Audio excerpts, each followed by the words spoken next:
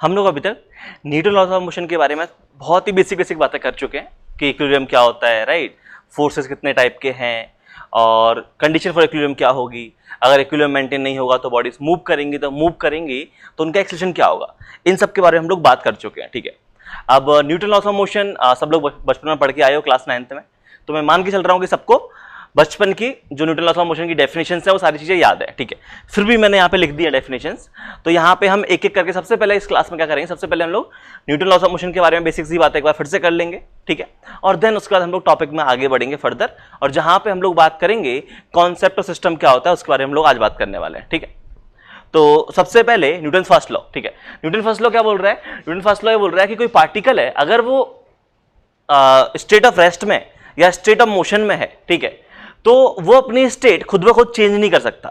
ठीक है, वो अपनी स्टेट खुद ब खुद चेंज नहीं कर सकता, तुम्हें एक एक्सटर्नल फोर्स अप्लाई करना पड़ेगा अगर आपको पार्टिकल की स्टेट चेंज करनी है। तो मतलब ये है कि मान लो अगर ऐसा है कि हमारे पास एक बॉडी है या एक कार मान लेते हैं, ठीक है, और अगर ये कार मूव कर रही है 2 मीटर पर सेकेंड की कांस्टेंट स्पीड से, कोई दिक्कत नहीं है, तो कौन सी स्टेट है इसकी, ये है स्टेट ऑफ मोशन, हमारी कार किसमें है, मोशन में। और अब ये जो पार्टिकल है अगर आप इस पे कोई एक्सटर्नल फोर्स ना लगाओ, फोर्स लगाओगे मतलब या तो कार को एक्सलेट करोगे या डीएक्सलेट करोगे, ठीक है, लेकिन आपने कुछ नहीं किया, अगर आपने इस कार पे कोई एक्सटर्नल फोर्स नहीं लगाया, इसका मतलब ये है कि ये जो कार है वो हमेशा 2 मीटर पर सेकेंड से चलती रहेगी। ठीक है, और अगर आपको इस कार को इसकी स्पीड बढ़ानी है, स्पीड कम करनी है, तो आपको क्या करना पड़ेगा, आपको एक एक्सटर्नल फोर्स लगाना पड़ेगा। ठीक है, स्पीड बढ़ानी है तो उसकी डायरेक्शन में फोर्स लगा दो, जिसको अपन बोलते हैं एक्सलेट करना, या आपको स्पीड कम करनी है तो इसकी अपोजिट डायरेक्शन में फोर्स लगा दो, इसको अपन बोलते हैं रिटार्ड करना या डीएक्सलेट करना। ठीक है, तो पार्टिकल अपनी स्टेट खुद ब खुद चेंज नहीं कर सकता है। या फिर सबसे अच्छा एग्जांपल ये हो सकता है कि मान लो यहां पे एक ब्लॉक रखा हुआ है, ठीक है, अब ये ब्लॉक शुरू में किस में है, रेस्ट में। अब ये ब्लॉक हमेशा ही रेस्ट पे रखा रहेगा, ये खुद ब खुद मोशन में नहीं आ जाएगा। ठीक है, यहां पे पार्टिकल की स्टेट कौन सी है, स्टेट ऑफ रेस्ट है, पार्टिकल रेस्ट में, तो पार्टिकल खुद ब खुद अपनी स्टेट चेंज नहीं कर लेगा। अगर आपको इसकी स्टेट चेंज करनी है, रेस्ट से मोशन में लेके आना है, तो आपको क्या करना पड़ेगा, आपको एक एक्सटर्नल फोर्स अप्लाई करना पड़ेगा। और अगर आपने वो एक्सटर्नल फोर्स अप्लाई नहीं किया तो पार्टिकल इसी स्टेट में रहेगा, राइट, इसी को हम बोलते हैं लॉ ऑफ इनर्शिया भी बोलते हैं इस चीज को। ठीक है, तो यहां पे state of rest, state of motion का मतलब क्या है, अगर पार्टिकल रेस्ट में है तो रेस्ट में रहेगा, मोशन में है इसका मतलब क्या है कि पार्टिकल जिस स्पीड से मूव कर रहा है उसी स्पीड से मूव करता रहेगा, कोई दिक्कत नहीं है। तो ये तो फर्स्ट लॉ की कहानी, हम लोगों ने इसके बारे में काफी डिटेल में बातें कर भी ली थी। ठीक है, और इसको लॉ ऑफ इनर्शिया बोलते हैं। तो यहाँ पे इनर्शिया की क्या कहानी है, इनर्शिया क्या होता है, इनर्शिया होता है कि पार्टिकल जिस स्टेट में है उसी स्टेट में रहना चाहता है। अगर आपने उसकी स्टेट चेंज करने की कोशिश की, ठीक है, तो वो जो टेंडेंसी है कि अपोज करना, to oppose the change in its state is known as inertia, कि पार्टिकल नहीं चाहता कि वो रेस्ट पे है तो आप उसको रेस्ट से मोशन में लेके जाओ, स्टेट चेंज मत करो। ठीक है, तो उसको हम बोल रहे हैं इनर्शिया। जैसे कि अगर मैं यहां पे बात करूं कि इनर्शिया के काफी सारे एग्जांपल्स हैं, ठीक है, जैसे अगर मुझे इनर्शिया के बारे में बात करनी होती कि यहां पे 2 गाड़ी है हमारे पास, ये एक हैवी ट्रक बोल देते हैं इसको हम लोग, ठीक है, और एक है हमारे पास छोटी सी गाड़ी। अब हमें बात करनी है कि दोनों ही इनिशियली किसमें थी, रेस्ट में थी। ठीक है, अब हमने क्या किया, इन दोनों पे फोर्स लगाया, इस पे फोर्स लगाया F1 और इस पे फोर्स लगाया F2। तो आपको देख के समझ में आ रहा है कि इसका मास M1 है और इसका मास M2 है। आपको इन दोनों को मोशन में लेके आना है तो आपको किस केस में ज्यादा फोर्स लगाना पड़ेगा, इस वाले केस में, क्योंकि इसका मास ज्यादा है। आपको ट्रक को मोशन में लाने के लिए कम से कम 3-4 आदमी चाहिए होते हैं मूव करने के लिए उसको, लेकिन कार को मूव करना तो 2 आदमी से काम चल जाता है। ठीक है, मतलब कम फोर्स में ये अपनी स्टेट चेंज कर लेगा और इसको अपनी स्टेट चेंज करने के लिए ज्यादा फोर्स चाहिए। तो अगर मुझे यहां पे कमेंट करवाना हो कि ये बताओ किसका इनर्शिया ज्यादा है, तो आप क्या बोलोगे, जिसने ज्यादा अपोज किया अपनी स्टेट में चेंज करने के लिए, ठीक है, उसको अपन क्या बोलेंगे, ज्यादा इनर्शिया है। तो यहां पे इसको रेस्ट से मोशन लाने में हमको ज्यादा फोर्स लगाना पड़ा, इसका मतलब इसने अपोजिट ज्यादा किया था, ठीक है। तो इसका inertia as compare to this car ज्यादा होगा, तो हम ये बोलेंगे कि यहां पे इनर्शिया जो है, ठीक है, in case 1 is greater than inertia in case 2। ये समझ में आया? कैसे बोला मैंने बोला कि यहां पे स्टेट चेंज करने के लिए किस में आपको मैक्सिमम एफर्ट पुट करने पड़े। तो ये सब कहानी है किसके बारे में? फर्स्ट लॉ के बारे में। और फर्स्ट लॉ के बारे में ऑलरेडी काफी सारी कहानी हमको पता है, तो इतना सब कुछ डिटेल में जाने की जरूरत है नहीं, बस आपको ये सब डेफिनेशन बेसिक पता होना चाहिए, ठीक है। बाकी और डिटेल में बातें हम लोग जैसे जैसे पढ़ते रहेंगे वैसे हम लोग बातें करते रहेंगे, ठीक है। अब हम लोग बात कर रहे हैं न्यूटन्स सेकेंड लॉ के बारे में, ठीक है। ओके, हम लोग बात कर रहे हैं न्यूटन सेकंड लॉ के बारे में, ठीक है। न्यूटन सेकंड लॉ को अपन लॉ ऑफ मोमेंटम भी बोलते हैं, और यहां पे है क्या, यहां पे अगर आप इसकी डेफिनेशन के बारे में बात करोगे तो वो है rate of change of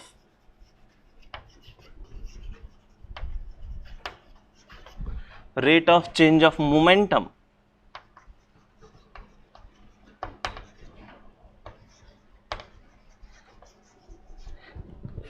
is directly proportional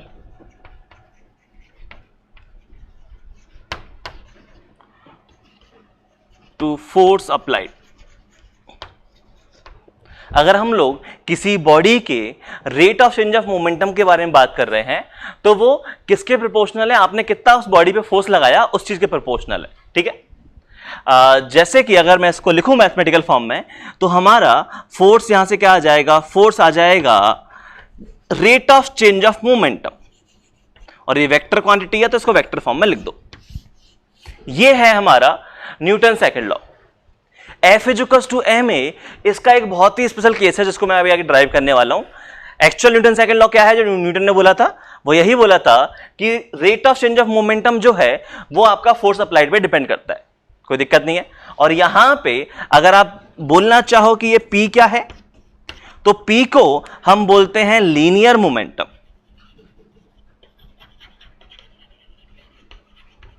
और इसको अगर मैं मैथमेटिकली डिफाइन करूं तो ये होता है mass into velocity. P vector आपका आ जाएगा मास इनटू वेलोसिटी वेक्टर, कोई दिक्कत नहीं है। तो अगर मैं यहां पे इस डेफिनेशन को थोड़ा और अच्छे से समझूं तो यहां पे क्या लिखा हुआ है? F इक्वल्स टू लिखा हुआ है dy dt of dp by dt होता है, तो dp बाई dt इसका मतलब इसको हम लिख सकते हैं dy dt of m into v, कोई दिक्कत नहीं है। और इसका अब मैं डेरिवेटिव कर दूं m इंटू v का, तो m इंटू वी का डेरिवेटिव करूंगा तो मैं यहां पे क्या अप्लाई करूंगा? प्रोडक्ट रूल अप्लाई करूंगा, और प्रोडक्ट रूल अप्लाई करूंगा तो ये आ जाएगा मेरा m into d by D t plus v into d m by D t, यही बनेगा। ये होता है मेरा फोर्स की एक्चुअल डेफिनेशन, ठीक है। यहां पे अगर आप बात करोगे तो ये क्या हो रहा है? मास और पार्टिकल की वेलोसिटी किस रेट से चेंज हो रही है? वो लिखा हुआ है मास इंटू एक्सेलरेशन, और ये लिखा हुआ है v into d m by D t, ठीक है। अब यहां पे याद रखना कि हमारे सिलेबस में ये वाला भी पार्ट है कि हमारी बॉडी का अगर मास चेंज हो रहा हो तो हम उसमें किस टाइप के क्वेश्चंस बनते हैं, कैसे सॉल्व करते हैं, क्या कॉन्सेप्ट लगता है, वो भी हम लोग पढ़ेंगे। जैसे फॉर एग्जांपल एक तुम एग्जांपल सुन सकते हो कि रॉकेट, ठीक है। रॉकेट के अगर अर्थ सरफेस से बात करो उसके अंदर फ्यूल होता है, तो उसका अर्थ सरफेस से मास कुछ और है, लेकिन जैसे जैसे रॉकेट ऊपर जाएगा उसका फ्यूल बर्न होता जाएगा, और फ्यूल बर्न होगा तो उसकी वजह से क्या उसका मास चेंज हो रहा है? बिल्कुल मास चेंज हो रहा है। मतलब ये वाला टर्म उसका जीरो नहीं होगा, और ये वाला टर्म जीरो नहीं होगा तो इसी को हम बोलते हैं अपथ्रस्ट, कि रॉकेट में कब थ्रस्ट फोर्स लगता है वो यही वाला फोर्स है। ये समझ में आया? तो हम ये बात कर रहे हैं कि अगर आप फोर्स की बात करो तो फोर्स आ जाएगा m into d by D t plus v into d m by D t, ठीक है। और यहां पे अगर आप एक बहुत ही स्पेशल केस की बात करो, स्पेशल केस क्या है? स्पेशल केस ये है कि आपका जो मास है, मैं बोल दूं कि आपका मास कैसा हो? कांस्टेंट हो। और अगर आपका मास कांस्टेंट है इसका मतलब उसका रेट ऑफ चेंज कितना आ जाएगा? जीरो आ जाएगा। तो याद रखना कि ये एक स्पेशल केस है जब हमने मास को कांस्टेंट माना है, ठीक है। जरूरी नहीं आपके सिस्टम का मास कांस्टेंट रहे। तो यहां पे DM by D term zero हो जाएगा। इसका मतलब अगर मैं इसको फॉर्मूले को और अच्छे से लिखूं तो यहां से ये क्या बन जाएगा देखते हैं। तो यह आपका बन जाएगा F is equal to m into dv by D t plus V into d m by D t, यही था। और d m by D t क्या बन गया, 0 बन गया है। इसका मतलब आपका फोर्स बन गया m into D V by D T, और D V by D T को हम लोग क्या बोलते हैं, इसको हम बोलते हैं एक्सेलरेशन। इसका मतलब आपका आ गया F is equal to ma। तो आपको ये चीज देख के समझ में आ रही होगी कि F is equal to ma जो है वो एक बहुत ही स्पेशल केस है। और उस वो स्पेशल केस कौन सा है, जब हम लोगों ने माना है कि हमारा सिस्टम का मास जो है वो कैसा है, कांस्टेंट है, कोई दिक्कत नहीं है। लेकिन अपन को टेंशन वाली बात लेनी नहीं है, क्योंकि ज्यादातर केसेस में जो हम स्टडी करने वाले हैं वहां पे हमारा मास तो कांस्टेंट ही रहेगा, क्योंकि हम लोग रिजिड बॉडी के लिए बात कर रहे हैं, ठीक है। तो वहां पे हमारा मास कांस्टेंट रहेगा। लेकिन जैसे रॉकेट वाले क्वेश्चंस हो गए तो वहां पे मास वेरिएबल होता है। तो वहां पे हमको इस चीज का ध्यान रखना पड़ेगा कि अगर मास चेंज हो रहा है तो ये जो अपथ्रस्ट आ रही है, जो थ्रस्ट फोर्स आ रहा है, ठीक है, ये जो एक्स्ट्रा टर्म आ रहा है, इसकी वैल्यू आपको कंसीडर करनी पड़ती है। तो न्यूटन सेकंड लॉ क्या है, F is equal to dp by dt, ये चीज याद रखना, कोई दिक्कत नहीं है।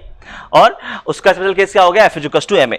अगर मैं इसको और अच्छे से लिखना चाहूं वेक्टर फॉर्म में, ठीक है, तो मैं इसको और अच्छे से क्या लिख सकता हूं, इसको मैं यहां पे लिख सकता हूं कि यहां से sigma F net the summation of all the forces is equal to mass into net acceleration. ये लिख सकते हैं कि नहीं लिख सकते।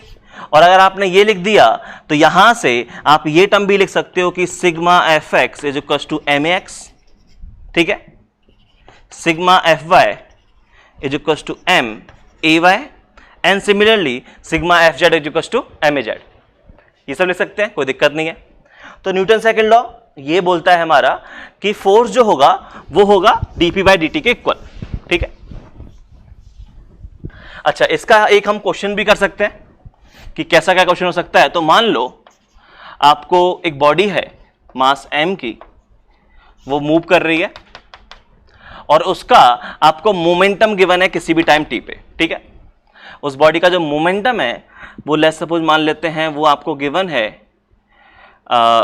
t क्यूब आई कैप प्लस, या सब कुछ आई कैप के अलॉन्ग ही मान लेते हैं कि पार्टिकल मान लेते हैं हमारा आई कैप के अलॉन्ग ही जा रहा है, ठीक है, ऐसे कुछ मान लेते हैं। तो ये है T cube plus 2t square, ये हमारा पार्टिकल का मोमेंटम दिया होता है किसी भी टाइम टी पे, ठीक है। और डायरेक्शन क्या है, पार्टिकल आई के अलॉन्ग जा रहा है, तो इसको हमने आई कैप के अलॉन्ग बोल दिया, कोई दिक्कत नहीं है। अब अगर मैं यहां पे बात करूं तो मुझसे पूछा जाता फाइंड, यहां मैं दो चीज पूछ सकता हूं। एक तो पूछ सकता हूं average force, find average force for first 2 seconds, ठीक है। और एक पूछ सकता हूं मैं force at t equal to 2 second. Average force है कि 0 से लेके 2 सेकेंड तक क्या फोर्स एक्ट किया ऑन एवरेज, ठीक है। और force at t equal to 2 second है कि t इक्वल टू 2 पे क्या इंस्टेंटेनियस फोर्स की वैल्यू है, कोई दिक्कत नहीं है। अब एवरेज और इंस्टेंटेनियस कैसे निकालते हैं ये कॉन्सेप्ट तो आपको काफी अच्छे से क्लियर है, ठीक है। तो अगर मुझे यहां पे बात करनी हो किसके बारे में, फर्स्ट पार्ट के बारे में, अगर मुझे निकालना हो एवरेज फोर्स, तो क्या एवरेज फोर्स जो आ जाएगा मेरा वो आ जाएगा change in momentum divide by time taken, यही आना चाहिए, ठीक है। इसका मतलब momentum at t equal to 2 minus momentum at t equal to 0 divide by time taken. Value छाप दो, t इक्वल टू 2 पे मोमेंटम कितना है, ये हो जाएगा 2 क्यूब 8 हो जाएगा, ठीक है। और ये कितना हो जाएगा, ये भी 8 हो जाएगा, तो ये आ जाएगा 16, t इक्वल टू 0 पे 0 है डिवाइड बाय 2, इसका मतलब ये आ गया 8, ठीक है, न्यूटन। ये समझ में आया एवरेज फोर्स। और अगर मैं बात करूं इंस्टेंटेनियस फोर्स के बारे में, तो किसी भी टाइम t पे इंस्टेंटेनियस फोर्स क्या होता है, dp बाई dt के इक्वल होता है। इसका मतलब आपको डेरिवेटिव करना पड़ेगा, डेरिवेटिव करोगे तो कितना बन जाएगा, ये बन जाएगा 3t स्क्वायर प्लस 4t, ठीक है। यहां पे t की वैल्यू 2 पुट कर दो, तो t की वैल्यू 2 पुट करोगे तो कितना हो जाएगा, ये हो जाएगा 3 इंटू 4 प्लस 4 इंटू 2, ठीक है। ये हो गया 12, ये हो गया 8, ये आ गया आपका 20 न्यूटन। समझ में आया। तो इस तरीके से हम सेकंड लॉ के बारे में बातें कर सकते हैं। तो सेकंड लॉ के बारे में मैंने क्या बोला, सेकंड लॉ में ये बोला कि आपका जो फोर्स अप्लाइड है वो क्या करेगा, आपके पार्टिकल के मोमेंटम को चेंज करेगा। और मोमेंटम को चेंज करने के दो तरीके हैं, या तो पार्टिकल को एक्सेलरेट कर दे या फिर वहां पे पार्टिकल का मास चेंज करने लग जाए, ठीक है, या दोनों चीजें साइमल्टेनियसली हो रही हो। और फिर वहां पे हम लोगों ने देखा कि F is to m a एक बहुत ही स्पेशल केस होता है, ठीक है। और F is to m a में हम लोग अप्लाई कर सकते हैं कि यहाँ पे कि जो भी नेट फोर्स लग रहा है किसी पर्टिकुलर डायरेक्शन में, जैसे सिग्मा एफ एक्स की बात कर रहा हूँ, तो सिग्मा एफ एक्स किसके इक्वल होगा, एम एक्स के इक्वल होगा, sigma F y m a y के इक्वल होगा। बात कर चुके हैं ऑलरेडी। और एक एग्जाम्पल, एक क्वेश्चन ऐसा हो सकता है कि आपको मोमेंटम दिया हो और एवरेज फोर्स और इंस्टेंटेनियस फोर्स पूछा हो गया हो, तो एवरेज कैसे निकालते हैं हमको पहले से पता है, इंस्टेंटेनियस कैसे निकालते हैं हमको पहले से पता है, हमने सॉल्व कर लिया, कोई दिक्कत नहीं है। अब हम लोग बात कर रहे हैं न्यूटन्स थर्ड लॉ के बारे में।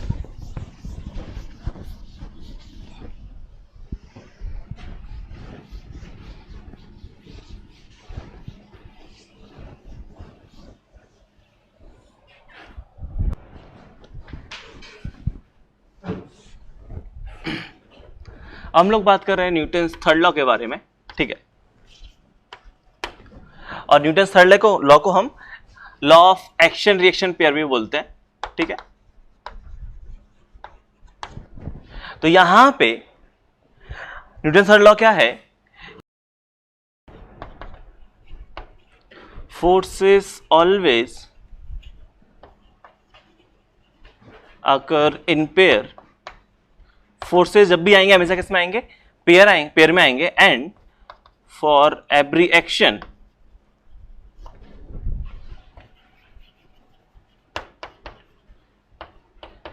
There is equal and opposite reaction.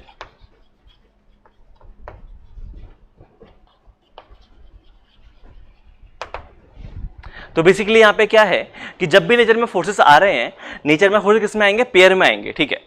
जैसे कि फॉर एग्जांपल अगर मैं बोलूं कि ये मेरा एक बॉडी ए रखी हुई होती और ये मेरी दूसरी बॉडी बी होती, ठीक है। इन दोनों के पास इसका मास है m1, इसका मास है m2, तो होगा क्या, यहां पे इन दोनों के बीच में एक ग्रेविटेशनल फोर्स एक्ट करेगा, फोर्स ऑफ अट्रैक्शन, और वो दोनों पे ही इक्वल इन मैग्नीट्यूड होगा और अपोजिट इन डायरेक्शन होगा, ठीक है। तो फोर्सेस जो आए हैं, ये फोर्सेस पहली बात तो कैसे आए हैं, सेम टाइप के फोर्सेस आएंगे क्योंकि पेयर में आ रहे हैं तो सेम टाइप के होंगे। तो ये ग्रेविटेशनल फोर्स है तो ये भी ग्रेविटेशनल फोर्स है, दोनों का मैग्नीट्यूड इक्वल है और डायरेक्शन कैसी है, अपोजिट है, ठीक है। या और मान लो यहां पे कि हमारे पास ऐसे कुछ दिया होता कि लेट्स सपोज ये एक थ्रेड है, इस थ्रेड से ये दो ब्लॉक ए और बी लटके हुए हैं, ठीक है। तो अगर मैं यहां ब्लॉक ए के लिए बात करूं तो ब्लॉक ए पे अगर आप देखोगे तो इस तरफ टेंशन लगेगी, राइट, और यही टेंशन ब्लॉक बी पे नीचे की तरफ लगेगी, ठीक है। तो यहां ये जो थ्रेड में टेंशन फोर्स आया है, ये थ्रेड में टेंशन फोर्स कैसा आया है, equivalent magnitude opposite in direction, ठीक है। या फिर आप और बात कर लो कि यहां पे ये दो बॉडीज हैं ए और बी, ठीक है, इनके बीच में क्या होगा, ए और बी के बीच में एक लगेगा नॉर्मल फोर्स, और नॉर्मल फोर्स जो आएगा वो भी कैसा आएगा, पेयर में आएगा। ए पे नॉर्मल फोर्स लगेगा ऊपर की तरफ, बी पे नॉर्मल फोर्स लगेगा नीचे की तरफ। तो फोर्सेस किस में आ रहे हैं, फोर्सेस हमेशा हमारे पेयर में आ रहे हैं, equal in magnitude opposite in direction, ठीक है। अब यहां पे हम लोग बात कर रहे हैं किसके बारे में, एक्शन और रिएक्शन के बारे में, कि ये बताओ यहां मैं इसको एक्शन बोलूं कि इसको एक्शन बोलूं, कौन सा एक्शन है कौन सा रिएक्शन है यहां पे, ठीक है। तो यहां पे एक चीज सुनना कि एक्शन रिएक्शन क्या है, कि जनरली हम जो बोलते हैं वो ये है कि जो चीज पहले हो रही है वो एक्शन है और जो बाद में हुई वो हमारी रिएक्शन हो गई, ठीक है। लेकिन यहां पे ऐसा नहीं है, यहां पे जो फोर्सेस एक्ट कर रहे हैं वो फोर्सेस आपके साइमल्टेनियसली एक्ट कर रहे हैं, दोनों फोर्सेस एक साथ ही एक्ट कर रहे हैं, और दोनों फोर्सेस एक साथ एक्ट कर रहे हैं। इसका मतलब क्या है, इसका मतलब ये है कि आप किसी को भी एक्शन बोल दो, किसी को भी रिएक्शन बोल दो, कोई दिक्कत नहीं है। अगर आपने इसको एक्शन बोला तो ये हो जाएगा रिएक्शन, या फिर आपने इसको एक्शन बोला तो ये हो जाएगा रिएक्शन। ये समझ में आया? तो आप किसी को भी एक्शन और किसी को भी रिएक्शन बोल सकते हो, कोई दिक्कत नहीं है। एक एक्शन होगा दूसरा अपने आप रिएक्शन हो जाएगा, कोई दिक्कत नहीं है। तो यहां पे एक्शन रिएक्शन पेयर जो है वो साइमल्टेनियसली एक्ट कर रहे हैं, ठीक है। और अच्छी बात और सुनना एक और यहां पे कि ये जो एक्शन रिएक्शन पेयर है वो दो डिफरेंट बॉडीज पे एक्ट किए हैं। देखो यहां एक ए पे एक्ट किया, एक बी पे, यहां पे एक बॉडी ए पे एक्ट किया, एक बी पे, यहां पे एक ए पे और एक बी पे। तो ये जो एक्शन रिएक्शन पेयर है ये दो डिफरेंट बॉडीज पे एक्ट कर रहे हैं, राइट। और ये दो डिफरेंट बॉडीज पे एक्ट कर रहे हैं, इसका मतलब क्या हो रहा है यहां पे कि अगर मैं यहां पे बात करूं कि इसके लिए मैं बात करूं, ठीक है, यहां पे इस वाले एग्जांपल को समझते हैं कि हम ये बोल रहे हैं कि हमारे पास ये ए था और ये बी था। ए और बी पे अगर हम लोग बात करें तो यहां पे नॉर्मल फोर्स ऐसे पेयर में आया। तो अगर मैं एक ही बात करूं, अकेले एक ही बात करूं, ठीक है, तो अकेले एक ही बात करेंगे तो ए पे नॉर्मल फोर्स ऊपर की तरफ लग रहा है, कोई दिक्कत नहीं है, ठीक है। और अगर मैं अकेले बी की बात करूं तो अकेले बी पे ये जो नॉर्मल फोर्स है वो नीचे की तरफ लग रहा है। तो ये जो एक्शन रिएक्शन पेयर है ये आपस में कट नहीं रहे, ये चीज समझ में आ रही है कि अगर मैं इसके लिए बात करूं तो यहां पे एक्शन रिएक्शन पेयर आपस में नहीं कटे, क्योंकि एक लग रहा है ए पे, एक लग रहा है बी पे। लेकिन सोचो अगर मैं इस पूरे को ए और बी के कॉम्बिनेशन को एक सिंगल सिस्टम मान लूं। सिस्टम क्या है अभी हम लोग पढ़ने वाले हैं। सिस्टम ये है कि इसको आप एक डब्बे में बंद कर दो, इसको यहां पे एक डब्बे में बंद कर दो और इसको आप एक सिंगल बॉडी की तरह मान के चलो, ठीक है। तो यहां पे अगर मैंने इसको एक सिंगल बॉडी मान लिया तो क्या ए और बी यहां पेयर में आए हैं? बिल्कुल। तो यहां पेयर में आए हैं तो क्या ए और बी आपस में कट जाएंगे? सॉरी, ए और बी पे जो नॉर्मल फोर्स लग रहा है क्या वो आपस में कट जाएंगे? बिल्कुल कट जाएंगे। तो मैं यहां पे यही बोलना चाह रहा हूं, जो नेक्स्ट पॉइंट है वो ये है कि एक्शन और रिएक्शन पेयर दो डिफरेंट बॉडीज पे एक्ट कर रहे हैं तो आपस में नहीं कटेंगे। लेकिन अगर आपने उन दोनों बॉडीज को एक सिस्टम मान लिया, एक सिंगल बॉडी तरह ट्रीट किया, तो फिर वहां पे आपके एक्शन रिएक्शन पेयर कट जाते हैं। अकेले ए पे नहीं कटे, अकेले बी पे नहीं कटे, लेकिन अगर मैंने ए और बी को एक सिंगल सिस्टम मान लिया तो दोनों फोर्सेस क्या हो गए? आपस में कट गए। ये समझ में आया? तो ये है हमारी एक्शन रिएक्शन पेयर की कहानी, कोई दिक्कत नहीं है। चले, तो ये सब हम लोगों ने बात कर ली, ठीक है। अब उसके बाद एक इंपॉर्टेंट पॉइंट और है जो कि इन तीनों लॉ को लेके है कि न्यूटन लॉज ऑफ मोशन से रिलेटेड एक इंपॉर्टेंट पॉइंट है, हम उसके बारे में बात कर लेते हैं।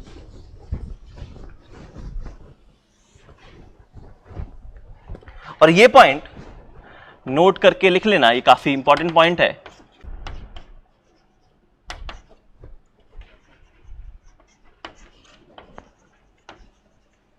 Newton laws of motion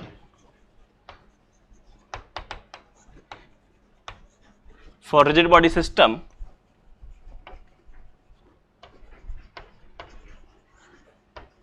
are valid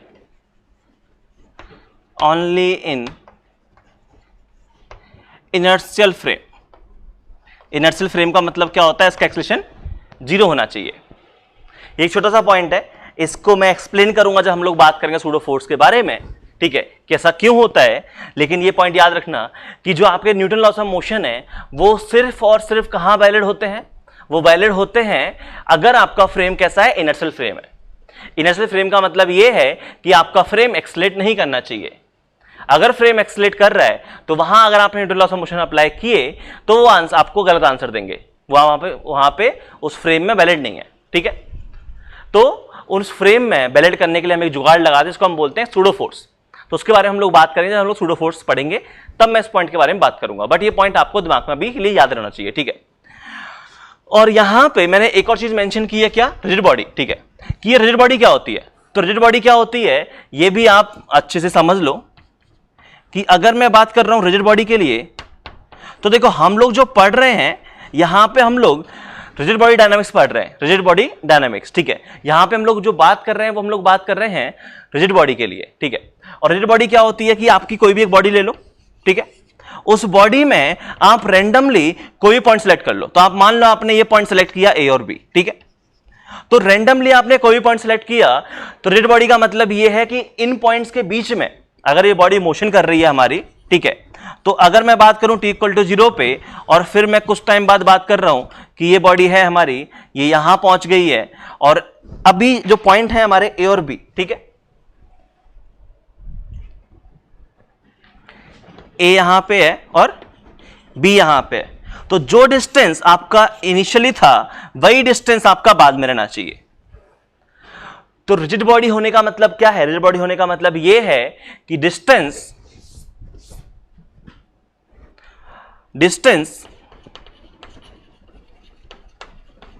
between any two random points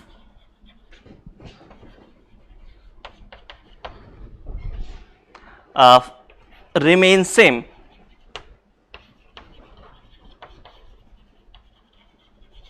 throughout the motion.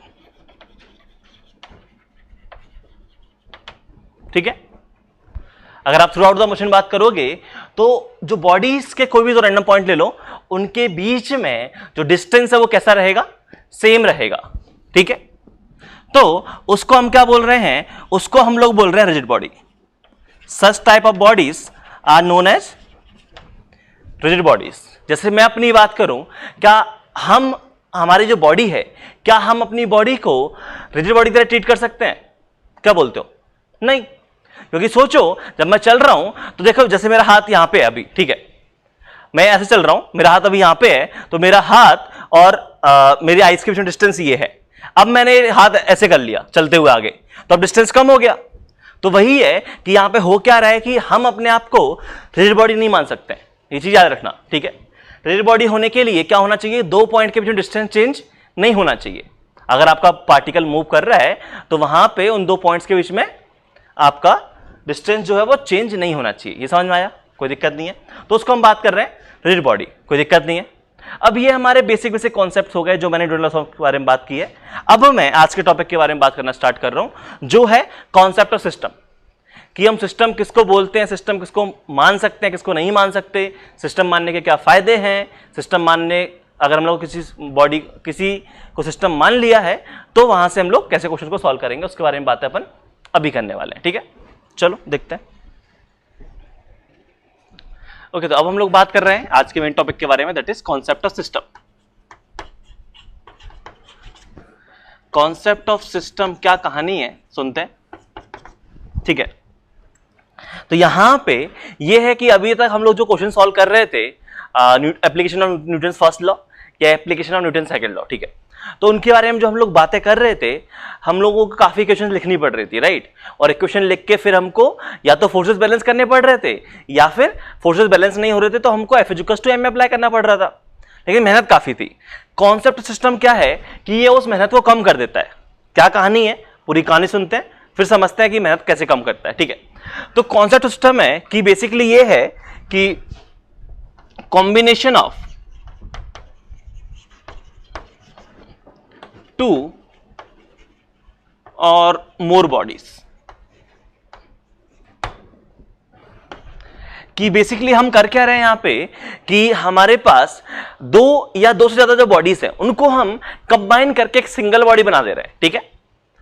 तो उसको हम बोल रहे हैं सिस्टम। और यहां पे कंडीशन क्या है, यहां पे कंडीशन ये है कि सिस्टम बनाने के लिए कंडीशन क्या है कि आप किस चीज को सिस्टम मान सकते हो, किसको नहीं मान सकते। तो कंडीशन फॉर सिस्टम मैं पहले ही बता देता हूं सो दैट आपको कंफ्यूजन ना हो। तो देखो हम किसके बारे में बात कर रहे हैं, हम लोग बात कर रहे हैं रिजिड बॉडी के बारे में, राइट। तो आपका जो सिस्टम हो, ठीक है, सिस्टम भी कैसा होना चाहिए, रिजिड बॉडी की तरह ही होना चाहिए। तो सिस्टम मस्ट एक्ट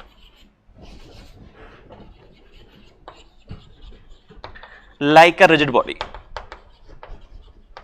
आपका जो सिस्टम है वो रिजिड बॉडी की तरह ही एक्ट करना चाहिए। जैसे कि फॉर एग्जांपल अगर मैं बात करूं कि यहां पे हमने क्या बोला, सिस्टम मानने का तरीका क्या है, सिस्टम मानने का तरीका यह है कि ये है आपके पास दो ब्लॉक, ठीक है, ये है 2 kg और ये है 3 kg, कोई दिक्कत नहीं है।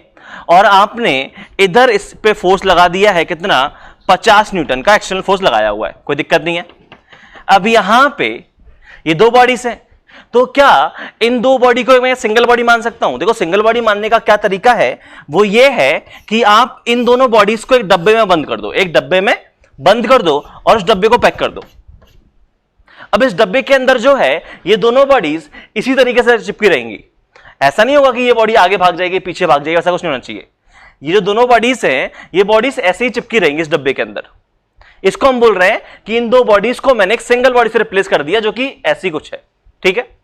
तो यहां पे और क्या हम इसको सिस्टम मान सकते हैं? तो इसको हम सिस्टम मान सकते हैं। क्यों? पहली बात तो हम इसको सिस्टम मान सकते हैं। कैसे मान सकते हैं? तो यहां पे देखो ये दोनों बॉडीज एक साथ में मूव करेंगी, ये दोनों बॉडीज एक साथ में मूव करेंगी। तो यहां पे तुम कोई भी दो पॉइंट ले लो, कोई भी दो पॉइंट ले लो। अगर तुमने एक पॉइंट यहां लिया, एक पॉइंट यहां लिया, तो through out the motion in दो पॉइंट्स के बीच में जो डिस्टेंस है वो कैसा रहेगा, सेम रहेगा। इसका मतलब हम इसको सिस्टम मान सकते हैं, ठीक है। और सिस्टम मानने का फायदा क्या हुआ? सिस्टम मानने का फायदा हुआ कि ये दोनों bodies same acceleration A not से मूव करेंगी। और अगर मैं यहां पे ए नॉट की बात करूं तो वो कितना आ जाएगा? Total force divide total mass. Total force कितना एक्ट कर रहा है? 50 न्यूटन। टोटल मास कितना है? 2 + 3 5। तो यहां से आपका एक्सेलरेशन की वैल्यू डायरेक्ट आ गई 10 मीटर पर सेकेंड स्क्वायर। आपको इस बार दो इक्वेशन लिखने की जरूरत नहीं पड़ी। नॉर्मली आप कैसे करते हो? नॉर्मली आप दो इक्वेशन लिखते हो, इनके बीच में नॉर्मल मानते हो, फिर दो इक्वेशन लिखते हो, फिर सॉल्व करते हो, राइट। सिस्टम मानने का फायदा यह है कि इसका आंसर हम लोग डायरेक्टली निकाल पा रहे हैं। और देख लो, जैसे कि मैंने ये बोला होता कि ये एक सिस्टम होता, ऐसे ही होता हमारा, ये 2 kg और ये 3 kg, ठीक है। और इस बार मैंने फोर्स इस तरफ लगा दिया 50 न्यूटन। क्या इस बार हम सिस्टम मान सकते हैं? नहीं, इस बार हम सिस्टम नहीं मान सकते। क्यों? क्योंकि दिक्कत यह है कि अगर आपने इसको सिस्टम मान लिया, ठीक है, पहली बात तो मान नहीं सकते, लेकिन अगर आपने मान लिया तो यहां पे 3 kg आगे भाग जाएगा, 2 kg यहां पे रुका रहेगा, तो इनके बीच में सेपरेशन क्या हो गया? बढ़ गया। अगर आपने कोई दो पॉइंट चूज किए, आपने एक पॉइंट ए यहां पे लिया होता, एक पॉइंट बी यहां पे लिया होता, तो इनके बीच में डिस्टेंस क्या हो जाएगा? चेंज हो जाएगा। जबकि हमने तो बोला था कि सिस्टम हमारा रिजिड बॉडी की तरह एक्ट करना चाहिए, तो इसको सिस्टम हम लोग नहीं मान सकते। इस वाले केस को मान सकते हैं, ठीक है। और सिस्टम मानना आपकी इच्छा है, आपको 2 बॉडी सिस्टम मानना है, 3 को मानना है, 4 को मानना है, वो आपकी इच्छा है, उसमें कोई दिक्कत नहीं है, ठीक है। जैसे कि फॉर एग्जांपल अगर मैं बात करूं कि मेरे पास एक ऐसा कुछ क्वेश्चन होता कि यहां पे ये एक थ्रेड है, ठीक है, और ये मेरे पास है 2 kg, ये मेरे पास है 3 kg और ये मेरे पास है 5 kg, ठीक है। यहां टेंशन आती है T1, यहां टेंशन T2 और यहां टेंशन T3। आपको बोला गया कि find value of T1, T2 and T3। कैसे निकालते? तो इसको जल्दी करने का तरीका, इसको इजी तरीके से करने का अगर आपकी इच्छा है तो आप क्या करो? सिस्टम मान के सॉल्व कर लो। अब कैसे मानोगे सिस्टम? तो अब आपकी इच्छा है, आप इन तीनों को सिंगल बॉडी मान लो तो भी चलेगा, 2 को सिंगल बॉडी मान लो तो भी अलाउ है आपको, इन 2 को सिंगल बॉडी मान लो तो भी अलाउ है। तो सवाल यह है कि मैं किसको सिस्टम मानूं?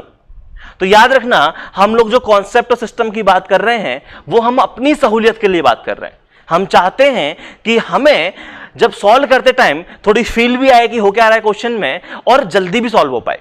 हम दोनों चीज चाहते हैं, ठीक है। तो हम क्या चाहते हैं? हमको T1 की वैल्यू निकालनी है। अगर मुझे T1 की वैल्यू निकालनी होती, ठीक है, तो अगर मुझे निकालनी है वैल्यू ऑफ T1 तो मैं क्या करता? मैं इन तीनों को ही एक सिस्टम मान लेता। और जैसे ही अगर मैंने इन तीनों को सिस्टम माना तो देखो आपको समझ में आ जाएगा कि क्या हुआ। ये 2 kg, 3 kg, 5 kg कितना हो गया? 10 kg हो गया, ठीक है। यहां पे टेंशन T1 है, और क्या इसका FBD बनाते आपको समझ में आ रहा है कि T1 की वैल्यू होनी चाहिए 100 न्यूटन।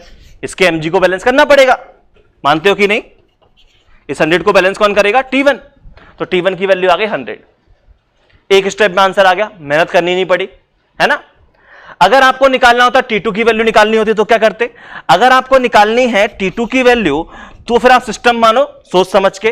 तो मैं सिस्टम मानता इसको, तो मैं इन दोनों को सिस्टम मानता, और इन दोनों को सिस्टम मानता तो मेरा फिगर कैसा बनता? तो मेरी कहानी कुछ ऐसे होती कि ये है मेरा 2 kg और इसके नीचे है मेरा 5 और 3 कितना हो गया? 8 kg। ये टेंशन है T2, मुझे T2 की वैल्यू निकालनी है। इसका FBD बना लो, नीचे की तरफ 80, ऊपर की तरफ T2। तो क्या T2 की वैल्यू 80 न्यूटन आ गई? ये समझ में आ रहा है? हम लोग एक सिंगल स्टेप में आंसर निकाल पा रहे हैं क्योंकि हम सिस्टम सही से मान पा रहे हैं, ठीक है। तो सिस्टम आप सोच समझ के मानो, अपनी सहूलियत के लिए मानो, सो दैट आपको क्वेश्चन सॉल्व करने में आसानी हो। अब मान लो मुझे यहां पे T3 निकालना होता, तो T3 निकालना होता तो क्या सिस्टम मानने की जरूरत है? जरूरत तो नहीं है वैसे, ठीक है। या अगर आप चाहते सिस्टम भी मान सकते थे, वो आपकी इच्छा है। मैं कौन सा सिस्टम मानता? अगर मैं सिस्टम मानने को बोला जाता तो मैं ये वाला सिस्टम मानता, ये वाला। देखो क्या है यहां पे, अगर मुझे यहां पे T3 की वैल्यू निकालनी है, वैसे T3 की वैल्यू निकालने के लिए सिस्टम मानने की जरूरत नहीं है, मैं फिर से रिपीट कर रहा हूं, लेकिन फिर भी मान सकते थे, अपनी इच्छा है, कोई दिक्कत नहीं है। यहां मैंने सिस्टम मान लिया 2 और 3 को 5 kg, और इसको ये हो गया मेरा 5 kg। ये है मेरा T3। इसका FBD बनाओगे, नीचे लगेगा 50, ऊपर लगेगा T3, तो यहां से T3 की वैल्यू कितनी आ गई? 50 न्यूटन। ये समझ पा रहे हो? तो इस तरीके से हम यहां पे इन क्वेश्चंस को इजीली सॉल्व कर पा रहे हैं, ठीक है। और याद रखना, अगर मैंने ये वाला एफबीडी बनाया है तो यहां टेंशन कौन सी लगेगी, ऊपर T1 लगेगी। ये समझ में आया? और T1 अगर आपको देख के समझ में आ रहा होगा तो T1 की वैल्यू इस फिगर से भी कितनी आ रही है, 100 आ रही है। ध्यान से देखो, T2 कितना आ गया, 80 आ गया। T2 80 आ गया, इसका एफबीडी बनाओगे 2 kg का, तो 2 kg का एफबीडी बनाओगे तो नीचे लगेगा T2 कितना, 80। एक इसका खुद का मास 20, ऊपर T1, तो यहां से भी T1 की वैल्यू कितनी आ गई, 100 आ जाती। तो आपने किसको सिस्टम माना है, उससे दिक्कत कोई नहीं है। आप इसको भी सॉल्व करोगे तो भी आपको T1 T2 T3 की वैल्यू सेम मिलेगी, इसको सॉल्व करोगे तो भी सेम मिलेगी, इसको सॉल्व करोगे तो भी सेम मिलेगी। ठीक है, समझ में आ रहा क्या बोल रहा हूं? ठीक है, अच्छा। और यहां पे और क्या कहानी है, तो सिस्टम में आपने एक चीज और ऑब्जर्व की होगी कि जब मैंने इस पूरे को एक सिंगल सिस्टम माना, इस पूरे को 2 kg 3 kg 5 kg, तो मैंने यहां एफबीडी में सिर्फ T1 बनाया और इसका mg बनाया। मैंने यहां पे T2 और T3 नहीं बनाया। क्यों? क्योंकि होता क्या है कि यहां पे हम लोग बात कर रहे हैं T2 और T3, ये क्या यहां पे आपके पेयर में फोर्स आ रहे हैं। अगर आप ध्यान से देखो तो आपका T2 ये आ रहा है, T2 ये आ रहा है, T3 ये आ रहा है, T3 ये आ रहा है। तो सिस्टम के अंदर किस में आ रहे हैं, पेयर में आ रहे हैं। और सिस्टम के अंदर पेयर में आ रहे हैं तो क्या हो जाएगा, कट जाएंगे। बताया था मैंने, इंटरनल फोर्सेस कट जाते हैं। न्यूटन थर्ड लॉ में बताया था कि अगर फोर्सेस को अगर मैं उस पूरी बॉडी को सिंगल सिस्टम मान लूं तो फोर्सेस पेयर में हो जाएंगे, और पेयर में हो जाएंगे तो कट जाएंगे। तो इसलिए ये फोर्सेस कट गए हैं तो आपको इनको बनाने की जरूरत नहीं है। तो मैं क्या बोला मैंने सब कुछ अभी फिर से रिपीट कर रहा हूं। तो एक छोटा सा पॉइंट है, पहले वो नोट डाउन कर लेते हैं कि इंटरनल फोर्सेस का मैंने क्या कुछ बोला। ठीक है, क्या है इंटरनल फोर्सेस, वो आज सुनो। तो यहां पे इंटरनल फोर्सेस क्या कहानी है, तो ये है the forces acting with in the system, the forces acting with in the system are known as internal forces for the system।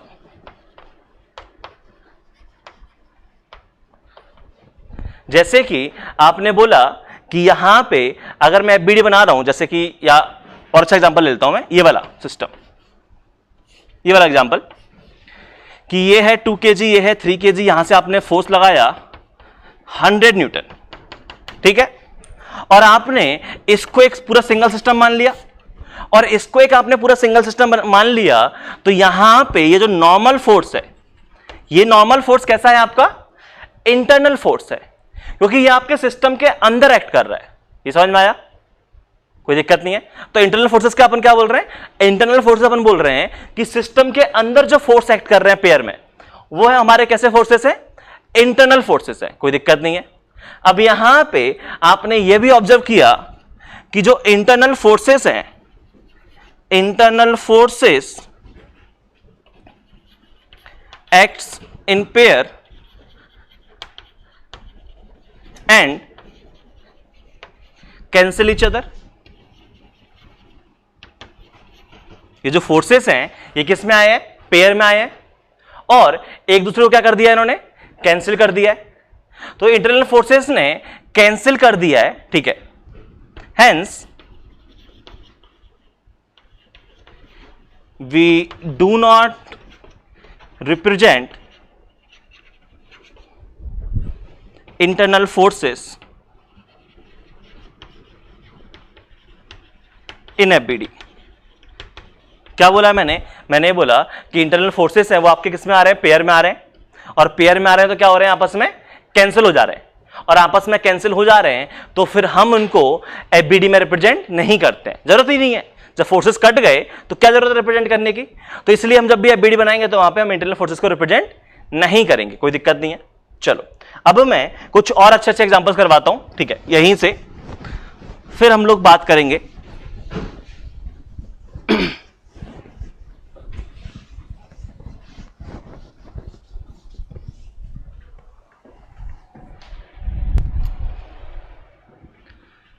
चलो हम लोग बात कर लेते हैं कि हमारे पास ये एक सिस्टम है, ये ब्लॉक रखे हुए हैं बहुत सारे, ये 2 kg, ये 3 kg, ये 5 kg, ठीक है।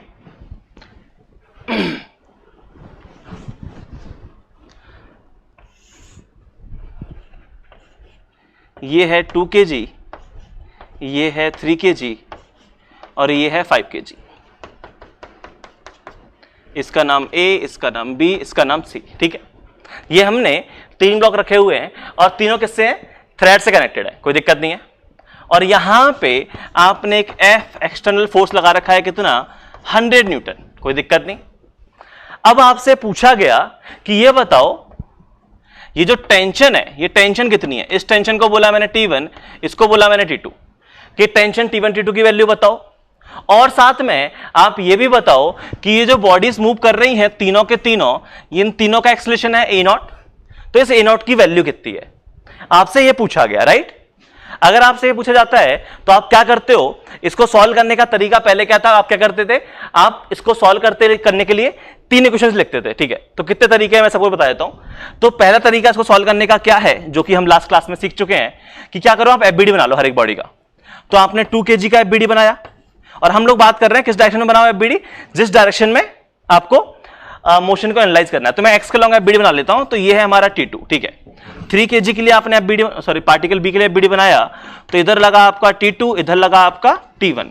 और आपने 5 kg का एफबीडी बनाया, तो इधर लगा आपका 100 और इधर लगा आपका T1। और हर एक कितने से मूव कर रहा है? A0 के एक्सेलरेशन से मूव कर रहा है। तो आपने तीनों के लिए इक्वेशन लिख दी।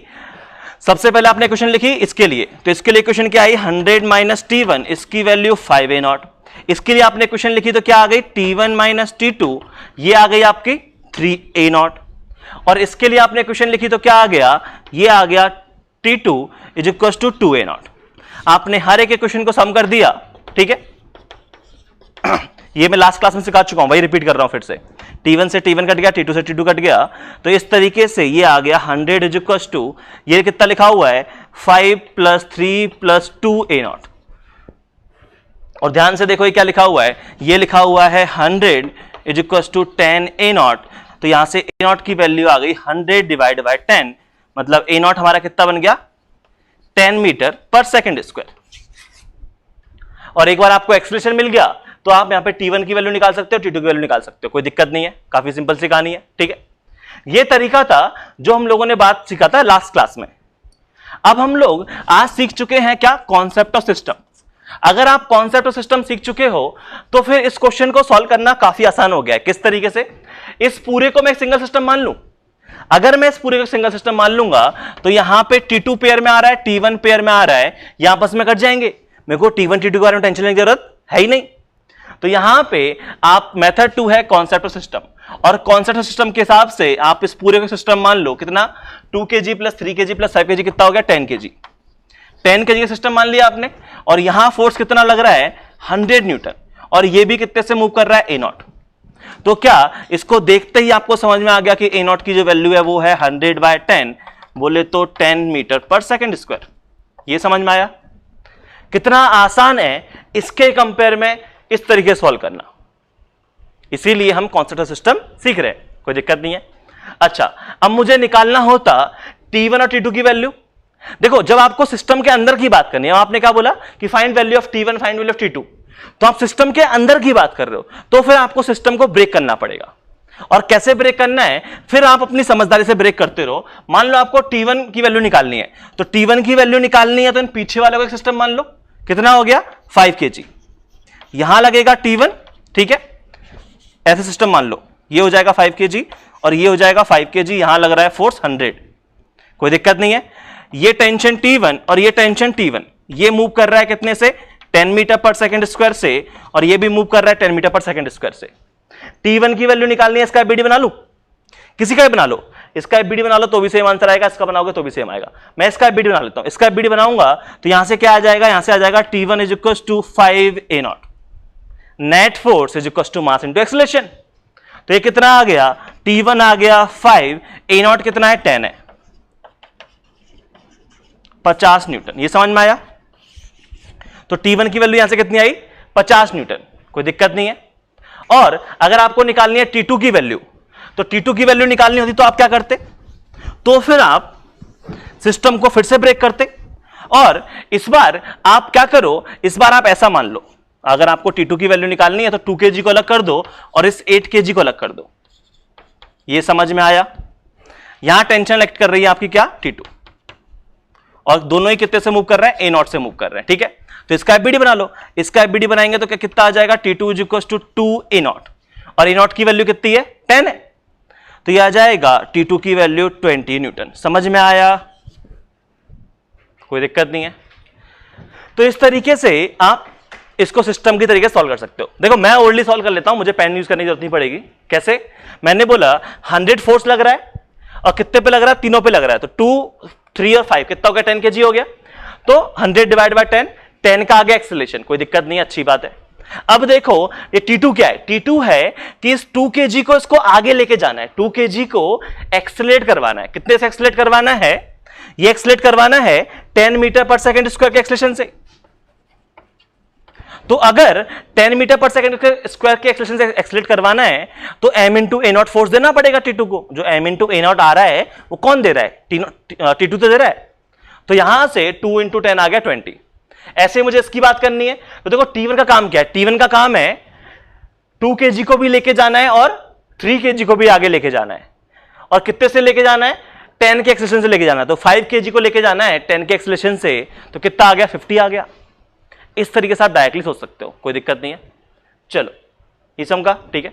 एक क्वेश्चन और करते हैं।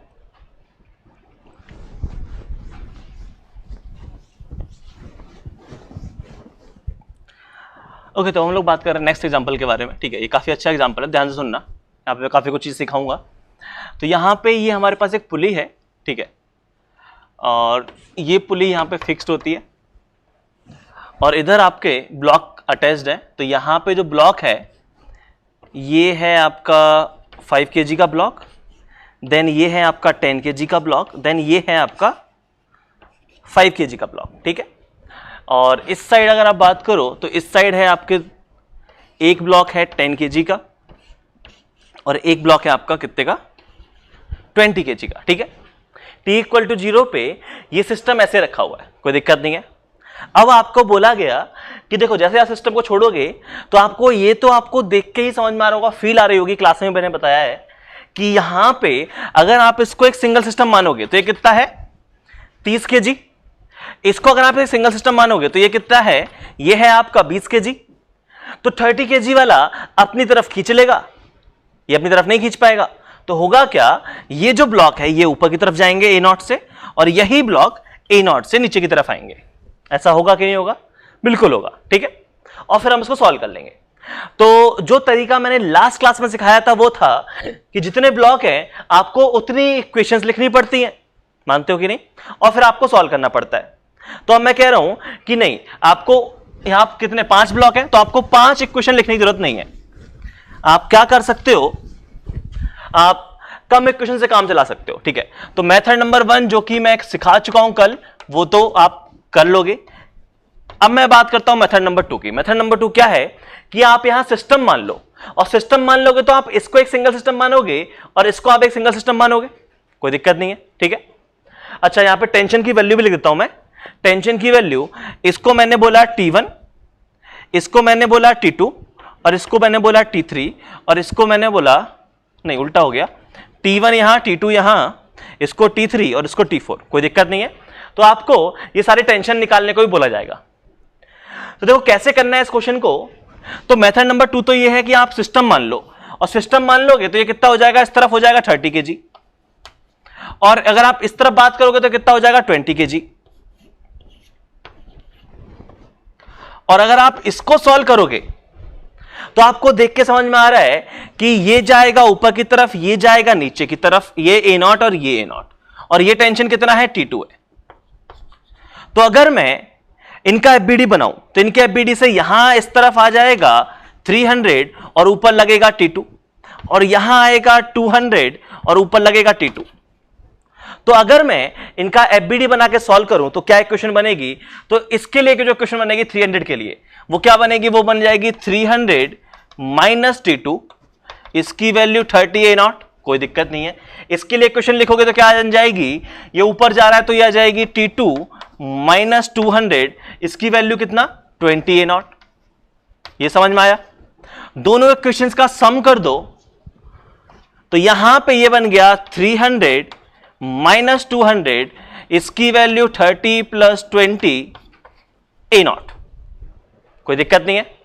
और जरा ध्यान से देखो तो यहां से आपके ए नॉट की वैल्यू आ गई 300 माइनस 200 डिवाइड बाय 30 प्लस 20, जो कि कितना लिखा हुआ है? ऊपर लिखा हुआ है 100, नीचे लिखा हुआ है 50।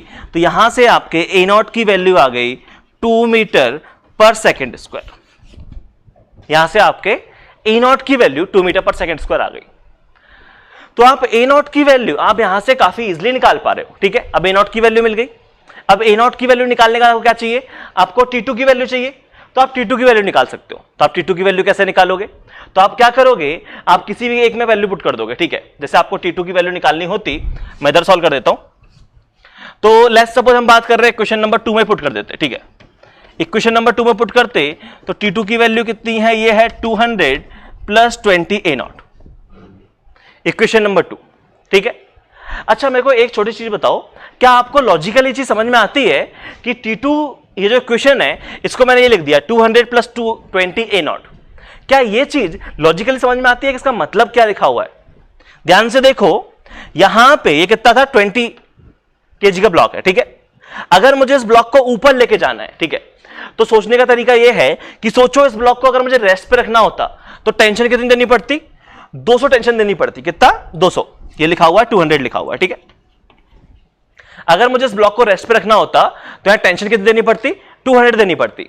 लेकिन मुझे इस ब्लॉक को ऊपर भी लेके जाना है, मतलब मुझे 200 तो टेंशन देनी ही है सो दैट मैं इसके एमजी को बैलेंस कर पाऊं, और मेरे को 20 टाइम्स ए नॉट और देना है अगर मुझे इस ब्लॉक को ऊपर लेके जाना है। तो ये चीज समझ में आती है?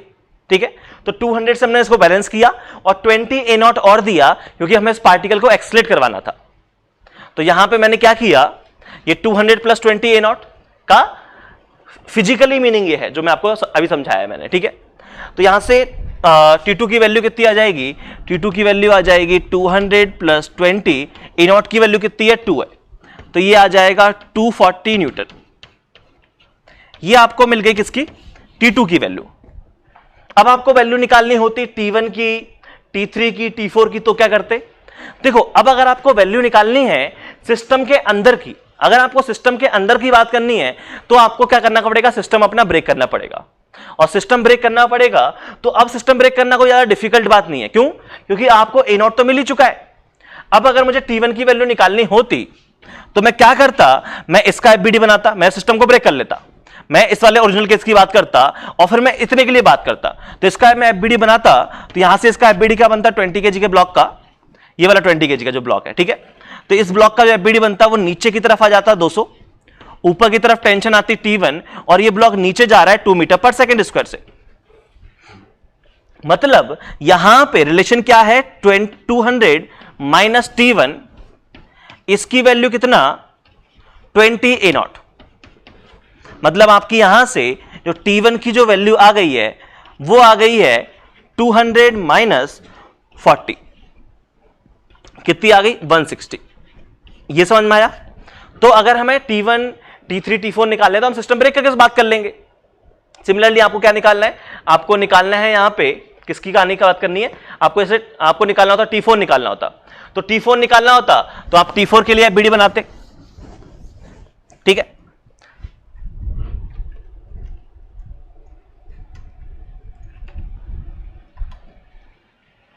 तो आपको T4 निकालना है तो आप T4 के लिए एफबीडी बना लो। इनके चाहो तो नाम दे दो, इसका नाम A है, इसका नाम B है, इसका नाम C, D, E। तो आप क्या करो? E का एफबीडी बना लो। ब्लॉक E का एफबीडी बनाओगे तो E के एफबीडी में क्या आ जाएगा? ये 5 kg है, ऊपर लगेगा टेंशन कितना? T4, नीचे लगेगा इसका mg 50 और ये ब्लॉक ऊपर जा रहा है 2 मीटर पर सेकेंड स्क्वायर से। मतलब अगर मैं इसके लिए इक्वेशन लिखूं, ठीक है, तो यहां से इसके लिए इक्वेशन क्या बनेगी? यहां से इस ब्लॉक के लिए इक्वेशन बनेगी कि T4 minus 50 is equal to 5 a naught. मतलब T4 की वैल्यू कितनी आ जाएगी? 50 प्लस 10 mg प्लस ma। 50 तो देना ही है क्योंकि ऊपर लेके जाना है, और प्लस 10 और देना पड़ेगा एक्सलेट करवाने के लिए। तो कितना आ गया? यहां से T4 आ गया कितना हमारा? 60 न्यूटन। समझ में आ रहा है? सिमिलरली हम निकाल लेंगे T3 की वैल्यू। जब T3 की वैल्यू निकालनी होगी तो क्या T3 की वैल्यू आप डायरेक्टली लिख सकते हो? देखो मैं तो डायरेक्टली लिख पा रहा हूं। कैसे लिख पा रहा हूं? मैं यहां पे इसको सिस्टम मान लूंगा, और अगर मैंने इसको सिस्टम मान लिया तो T3 के लिए आपको देख के समझ में आ रहा होगा कि कितना लेके जाना है ऊपर, इसका 100, इसका 50, 150 तो फोर्स देना ही देना है, प्लस MA और देना पड़ेगा। ये आ जाएगा 150 प्लस 30 180 न्यूटन। ये समझ में आ रहा है ना? mg प्लस MA, इसको सिस्टम मान लिया तो ठीक है। तो इस तरीके से हमने हर एक की वैल्यू निकाल ली, कोई समस्या नहीं हुई। ठीक है, अब यहां पे आपने ये सब सारी वैल्यूज निकाली तो ये सॉल्व करने का एक तरीका ये हो गया। ये हो गया हमारा मेथड नंबर 2। क्या इससे भी और कोई सिंपल तरीका है? देखो इससे भी एक और सिंपल तरीका है, और वो सिंपल तरीका क्या है कि आपने ये जो इक्वेशन लिखी है, आपको ये इक्वेशन लिखने की भी जरूरत नहीं है। आप इस चीज को भी लॉजिकली कर सकते हो।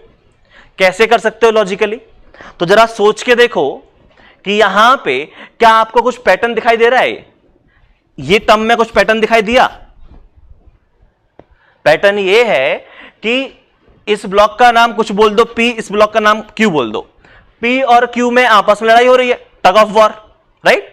तो P और Q में आपस में लड़ाई हो रही है। P ने अपनी तरफ खींच रहा है 300 से, Q अपनी तरफ खींच रहा है 200 से। तो किस तरफ जाएगा? जिसने ज्यादा फोर्स लगाया पार्टिकल उस तरफ जाएगा, तो जाएगा P की तरफ। कितने से जाएगा? 300 minus 200 divide by total mass. ये तो करेंगे कि P ने खींचा 300 से, Q ने अपोज किया 200 से, तो नेट फोर्स कितना बचा? 300 माइनस 200, 100 बचा, डिवाइड बाय टोटल मास, क्योंकि इसने भी पार्टिसिपेट किया, इतने भी पार्टिसिपेट किया है। टोटल मास कितना है? 50।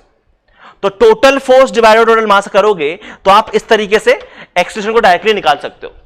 तो आपको ये जो आपने इक्वेशन लिखी हुई है, ये आपको इक्वेशन लिखने की जरूरत नहीं पड़ेगी। तो मेथड नंबर 3 क्या है? मेथड नंबर 3 ये है कि आप एक्सेलरेशन डायरेक्टली निकाल सकते हो। ठीक है, तो मेथड नंबर 3 की अगर मैं बात करूं तो वो यही है कि आप क्या करोगे? सिस्टम मानोगे। मान लिया आपने सिस्टम, ठीक है, और आपने सिस्टम मान लिया। सिस्टम मानने के बाद ये है आपका 20 kg, ये है आपका 30 kg, और ये पार्टिकल एक्सेलरेट कर रहा है A0 से। तो आप यहां से A0 डायरेक्टली निकाल सकते हो। कितना आ जाएगा? तो यहां देख लो कितना फोर्स लग रहा है, 300, यहां लग लो, देख लो कितना लग रहा है, 200। ठीक है, तो A0 डायरेक्ट आ जाएगा 300 minus 200 divide by total mass 50।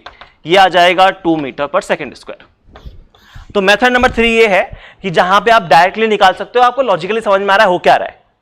ये 300 से अपनी तरफ खींच रहा है, ये 200 से अपनी तरफ खींच रहा है, दोनों अपोजिट अपोजिट खींच रहे हैं। ठीक है, तो कौन जीतेगा? पार्टिकल P जीत जाएगा। पार्टिकल P जीतेगा तो नेट फोर्स कितना आया? 300 माइनस 200, 100। टोटल मास कितना? 50।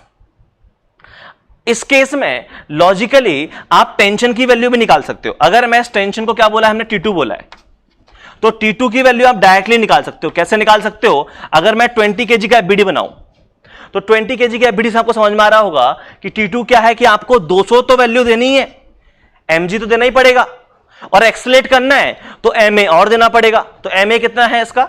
ma है 20 इंटू 2, तो ये आ गया 240। ठीक है, मतलब मेथड नंबर 3 में ये है कि आप एक्सेलरेशन और ये टेंशन आप इजीली निकाल सकते हो। रही बात कौन सी टेंशन की? आपको टेंशन निकालनी है T1, T3 या T4, तो फिर आपको ऐसे ही सॉल्व करना पड़ेगा। अगर आपको टेंशन है ये सब निकालनी हो T1, T3 या T4, तो फिर आपको यही मेहनत करनी पड़ेगी। लेकिन अगर आपको सिर्फ एक्सप्रेशन पूछा हो तो आप ओरली निकाल सकते हो। अगर आपको ऐसे कोई टेंशन पूछ ली जाए तो भी आप ओरली निकाल सकते हो। ये समझ में आया? ठीक है, तो इस तरीके से आप लॉजिकली यहां पे बातें कर सकते हो, कोई दिक्कत नहीं है, सब बढ़िया है। ठीक है, तो मैंने इस एग्जांपल के थ्रू क्या समझाया ये चीज मैं एक बार लिख देता हूं सो दैट तुम्हें याद रहे। तो मैंने ये बोला कि जब कभी भी ऐसी कुछ कहानी है कि यहां पे हमारे पास ये दो ब्लॉक है, ये है M1, ये है M2 और ये है M3, ऐसे 3 ब्लॉक मान लेते हैं। ठीक है, और मान लेते हैं हमारा इस तरीके से एक्सेलरेट कर रहा है इस तरफ।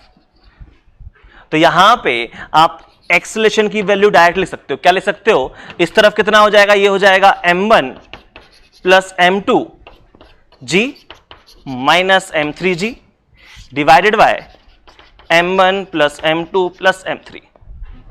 ये आप डायरेक्टली लिख सकते हो। और मैं फिर से बता रहा हूं, ये कुछ चीजें याद करने वाली नहीं है, ये लॉजिकल चीजें आपको देख के समझ में आना चाहिए कि इसको सिस्टम मानेंगे तो इस तरफ कितना फोर्स लगेगा m1 प्लस m2g, इस तरफ नीचे तरफ कितना लगेगा m3g, दोनों में आपस में लड़ाई होगी, कौन जीतेगा? मान लेते हैं ये इस तरफ जा रहा है, मतलब ये वाले फोर्स जीत जाएंगे। तो बड़ा माइनस छोटा डिवाइडेड बाय टोटल मास, तो total force divided by total mass, ये लिखा हुआ है यहां पे। इस तरीके से हम इसको सॉल्व कर रहे हैं, ठीक है। और अगर मुझे यहां पे टेंशन लिखनी होती, किसकी टेंशन लिखनी होती? यहां पे मुझे ये वाली टेंशन लिखनी होती, इसको अगर मैं टी डैश बोलूं तो आप टी डैश भी डायरेक्टली निकाल सकते हो। टी डैश क्या होता है? टी डैश जो होता है वो आ जाएगा आपका m3g प्लस m3a0। ये समझ में आया कि mg यहां पे नीचे क्या लग रहा होगा? m3g फोर्स लग रहा होगा।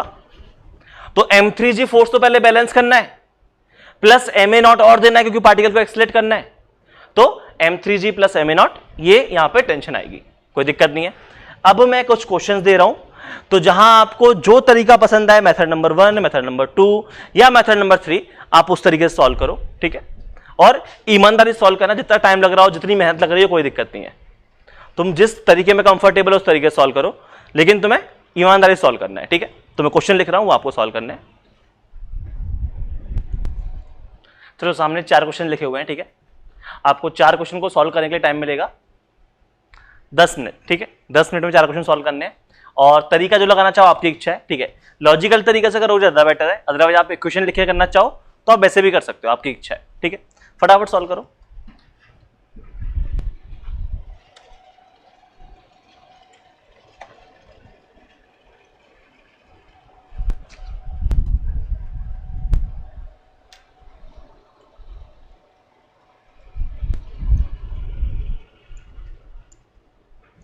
चलो, आई थिंक सॉल्व कर लिए होंगे, ठीक है।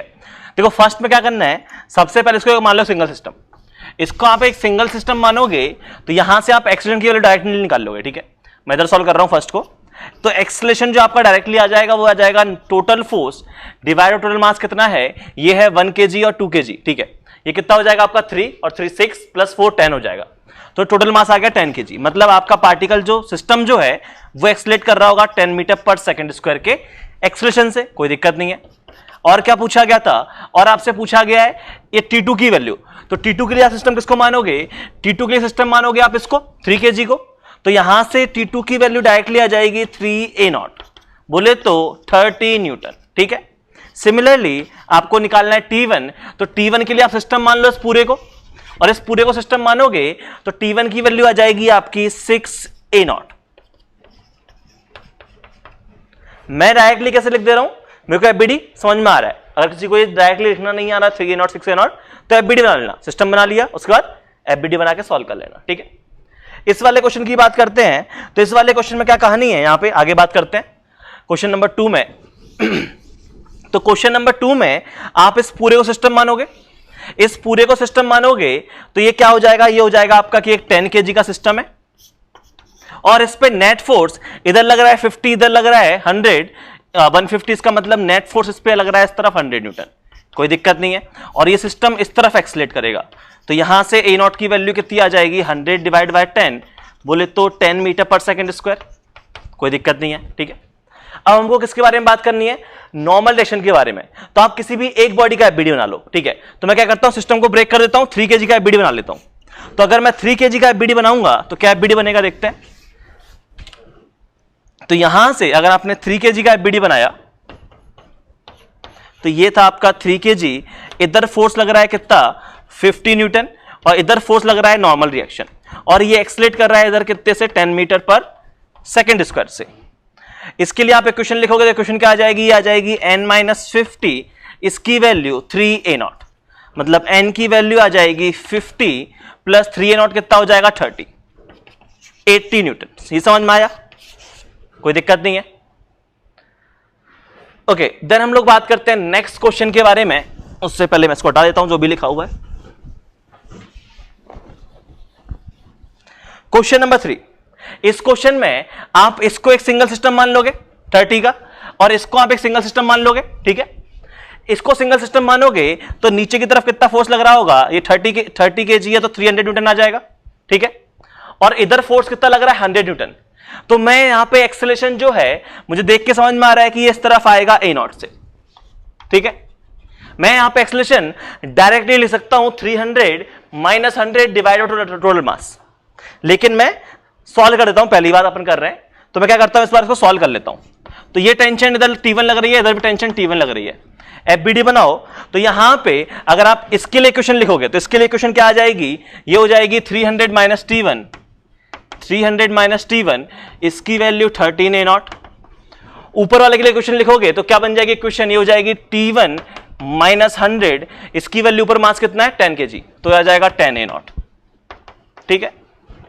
ये T1 से T1 कट गया, ये आ गया 300 minus 100 is equal to 40 A naught, मतलब A नॉट की वैल्यू आ गई 300 minus 100 divide by 40 A naught. यही तो बोल रहा था मैं डायरेक्टली कि डायरेक्टली कैसे निकालते, 300 minus 100 divided by total mass, वही लिखा हुआ है। ऊपर कितना लिखा हुआ है 200 डिवाइड बाय 40 A नॉट नहीं है 40 आ जाएगा, ठीक है। तो यहां से ये कितना आ गया, यहां से आपका A नॉट की वैल्यू आ गई 5 मीटर पर सेकेंड स्क्वायर। तो आपका जो सिस्टम एक्सेलरेट कर रहा है वो कितने से एक्सेलरेट कर रहा है, 5 मीटर पर सेकेंड स्क्वायर के एक्सेलरेशन से ये नीचे आ रहा है और ये हमारा लेफ्ट की साइड में आ रहा है, कोई दिक्कत नहीं है। अब हमें निकालनी है टेंशन। तो अगर मैं इस टेंशन की बात करूं T1 की, आपको इक्वेशन देख के तो समझ में आ जाएगा क्या है। मैं कह रहा हूं कि आपको डायरेक्टली ये टेंशन T1 ये समझ में आ रही है कि मैं टेंशन T1 को डायरेक्टली लिख सकता हूं। टेंशन T1 क्या दिख रहा है, देखो मेरे को कैसे दिख रहा है, मेरे को दिख रहा है कि ये है हमारा एक 10 kg का ब्लॉक, इधर फोर्स लग रहा है 100, इधर फोर्स लग रहा है T1 और ये इस तरफ ही एक्सेलरेट कर रहा है 10 मीटर पर सेकंड स्क्वायर से। तो क्या आपको यहां देखते ही समझ में आ रहा है कि T1 को पहले तो इस 100 को न्यूट्रलाइज करना है प्लस इसको एक्सेलरेट भी करना है, तो 10 A नॉट, मतलब इसकी वैल्यू आ जाएगी 200। और अगर आप इक्वेशन लगा के सॉल्व करोगे तो भी आपका आंसर 200 ही आएगा। समझ में आया? अच्छा, मुझे और किसकी वैल्यू निकालनी है, और मुझे वैल्यू निकालनी है T2 की। T2 कहां पे, T2 यहां पे है, तो T2 यहां पे तो आप FBD बनाओगे किसका, 8 kg का FBD बनाओगे। तो क्या T2 अगर मैं यहां पे डायरेक्टली लिखना चाहूं तो T2 हो जाएगा 100 प्लस 8 A नॉट। इसमें किसी को दिक्कत है, नहीं होनी चाहिए, राइट। तो ये कितना आ गया, एक second, 10 A not. A not कितना है इसका, A नॉट 5 है, सॉरी ये मैं गलत लिख दिया, यहां पे A नॉट कितना है 5 है, तो ये हो जाएगा 10 A नॉट कितना हो जाएगा, यहां 5 आ जाएगा, ये आ जाएगा आंसर इसका 150। कोई दिक्कत नहीं, वहां मैं लिख रहा हूं तो ये कितना हो जाएगा, इसकी वैल्यू छाप दो तो ये हो जाएगा 100 प्लस A नॉट कितना है 5 है, तो ये हो जाएगा कितना 40, आंसर आ जाएगा 140 न्यूटन। T1 निकाल लिया, T2 निकाल लिया, A नॉट की वैल्यू निकाल ली, कोई दिक्कत नहीं है, सब कुछ चले। आगे बात करते हैं, आगे बात कर रहे हैं हम लोग लास्ट क्वेश्चन के बारे में।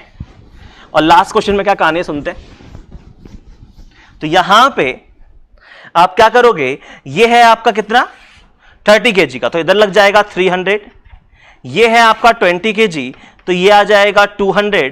तो यहां पे आप एक्सेलरेशन तो डायरेक्टली ले सकते हो, एक्सेलरेशन तो आप डायरेक्टली लिख दोगे, कितना हो जाएगा 300 माइनस 200 हो जाएगा 100 डिवाइडेड बाय टोटल मास, ये है 30, ये है 20, कितना हो जाएगा 50। ये आ गया आपका 2 मीटर पर सेकंड स्क्वायर, कोई दिक्कत नहीं है।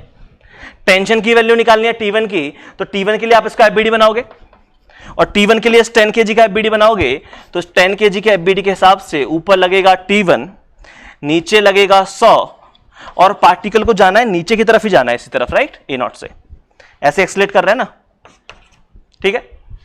तो इसका मतलब यहां मैं जो इक्वेशन लिखूंगा वो इक्वेशन क्या बनेगी, यहां इक्वेशन बन जाएगी 100 माइनस T1, इसकी value 10 A not, mg minus m A not. तो T1 कितना आ गया, T1 आ गया 100 minus 10 A not, mg minus m A not, ठीक है। ऊपर लेके जा रहे हैं तो mg plus m A not, नीचे आ रहा है तो mg minus m A not, ठीक है। तो ये कितना आ गया, ये आ गया 100 माइनस A नॉट की वैल्यू कितनी है 22 है, तो ये हो जाएगा 20। तो T1 की वैल्यू यहां से आ गई आपकी 80 न्यूटन, कोई दिक्कत नहीं है। T1 की वैल्यू 80 न्यूटन आ गई, आपको निकाला T2 की वैल्यू, तो T2 की वैल्यू क्या है, तो आपने मान लिया कि यहां पे टेंशन है T3, राइट। यहां आप T3 की वैल्यू निकाल लो पहले, तो T3 की वैल्यू मैं यहां से निकाल लेता हूं, और T2 जो है वो ट्वाइस ऑफ T3 है। तो T3 की वैल्यू कैसे निकालोगे, तो आप बोलोगे T3 की वैल्यू यहां से डायरेक्टली देख के समझ में आ रही है, इसका FBD बनाओगे तो ये आ जाएगा, T3 की वैल्यू है कि 200 तो देना ही है उसको, प्लस m A नॉट और देना है, तो 20 इंटू m A नॉट कितना है 40 हो जाएगा, 20 इंटू 2, राइट। तो ये आ जाएगा 240, ये आपकी T3 की वैल्यू आ गई। मतलब आपको अगर आप T2 की वैल्यू निकालोगे तो वो थी ट्वाइस ऑफ T3, बोले तो 480 न्यूटन। ये समझ में आया? तो इस तरीके से हमने 4 क्वेश्चन सॉल्व कर लिए, ठीक है। अगर किसी को दिक्कत हुई हो तो वापस सॉल्व करो, अलग अलग तरीके से ट्राई करो, मैं काफी तरीके बता चुका हूं, ठीक है। और जिस तरीके में कंफर्टेबल हो उसको फिर अपना मेथड बना लो। चलो आगे मैं और क्वेश्चन लिख रहा हूं, वो आपको सॉल्व करने हैं। चलो सामने 3 क्वेश्चन और लिखे हुए हैं, ठीक है। यहां पे भी आपको हर एक में क्या करना है कि टेंशन टी नॉट निकालनी है, अलग अलग पॉइंट में पूछ सका है टी नॉट कहां पे है, ठीक है। और आपको हर एक बॉडी का एक्सेलरेशन निकालना है, ठीक है। जैसे करना चाहो आपकी इच्छा है, अगर आपको जुगाड़ लग रही है तो आप जुगाड़ लगा दो, अगर आपसे जुगाड़ नहीं लग पा रही है तो फिर आप जैसे नॉर्मली सॉल्व करते हैं सिस्टम मान के सॉल्व करो, उस तरीके से आपको सॉल्व करना है, ठीक है। और 3 क्वेश्चन है, सॉल्व करने का आपको टाइम मिलेगा 5 से 8 मिनट का टाइम मिलेगा, ठीक है। फटाफट सॉल्व करो।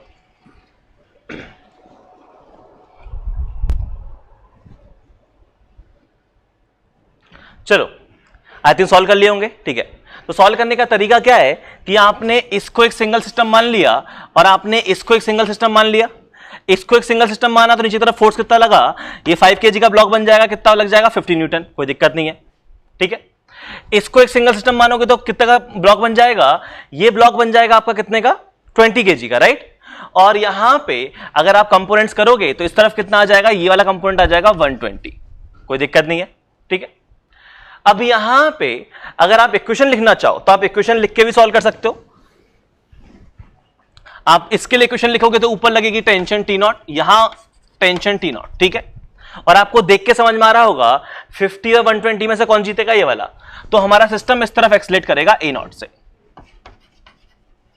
इसके लिए बीडी लिखते हैं, तो इसके लिए बीडी बनाएंगे, इक्वेशन लिखेंगे तो इसके लिए इक्वेशन क्या आ जाएगी, ये इक्वेशन आ जाएगी इस तरफ 120 माइनस टी नॉट, इसकी वैल्यू एम ए कितना है 20 ए नॉट, कोई दिक्कत नहीं है, सब बढ़िया है, ठीक है। इसके लिए क्वेश्चन लिखोगे तो क्या आ जाएगा, ये आ जाएगा t naught minus 50 is equal to m a, तो 5 ए नॉट। दोनों इक्वेशंस का सम कर दें, दोनों इक्वेशंस का सम करेंगे तो यहां पे ये कितना बन गया, ये बन गया 70 is equal to 25 a naught, कोई दिक्कत नहीं है।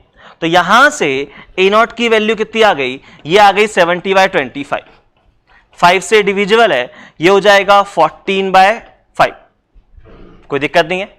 तो 14/5 मीटर पर सेकंड स्क्वायर ये हमारा एक्सेलरेशन रहेगा, कोई दिक्कत नहीं है इस चीज में, सब बढ़िया है, ठीक है। अब यहां से आपको ये चीज देख के एक और चीज समझ में आ रही होगी, ध्यान से देखो ये क्या लिखा हुआ है, ये लिखा हुआ है 120 माइनस 50, मतलब मैं एक्सेलरेशन चाहता तो मैं डायरेक्टली लिख सकता था।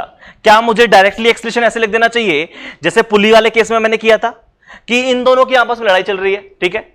120 और 50 कौन जीतेगा, ये वाला जीतेगा।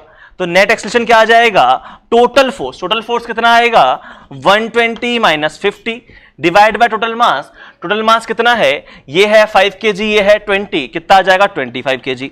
कितना लिखा हुआ है 70/25 ही तो लिखा हुआ है। तो इस तरीके से मैं डायरेक्टली भी लिख सकता हूं, तो इसमें भी वही सेम जुगाड़ काम कर जाती है जो हमने पुली वाले में देखा था, ठीक है, कोई दिक्कत नहीं है। अब हमें निकालना है यहां पे टेंशन टी नॉट, तो यहां पे टेंशन टी नॉट कितना है, अगर आप टी नॉट निकालना चाहो तो टी नॉट में यहां लिख देता हूं, टी नॉट कितना आ जाएगा देख के समझ में आ रहा होगा कि 50 तो बैलेंस करना है प्लस 5 ए नॉट और देना है, ये समझ में आया। वैल्यू छाप दो, वैल्यू छापोगे तो ये लिखा हुआ है 50 प्लस 5 ए नॉट, कितना हो जाएगा, ए नॉट की वैल्यू है 14/5, 5 से 5 कैंसिल हो गया, ये आ गया 50 प्लस 14, मतलब टेंशन जो आ जाएगी वो आ जाएगी आपकी 64 न्यूटन। समझ में आया। इस तरीके से हम क्वेश्चन नंबर 1 को सॉल्व करेंगे। अब आपको जुगाड़ तो समझ में आ गया, जुगाड़ क्या है यहाँ पे, तो उसी जुगाड़ से मैं इसको सॉल्व कर लूं।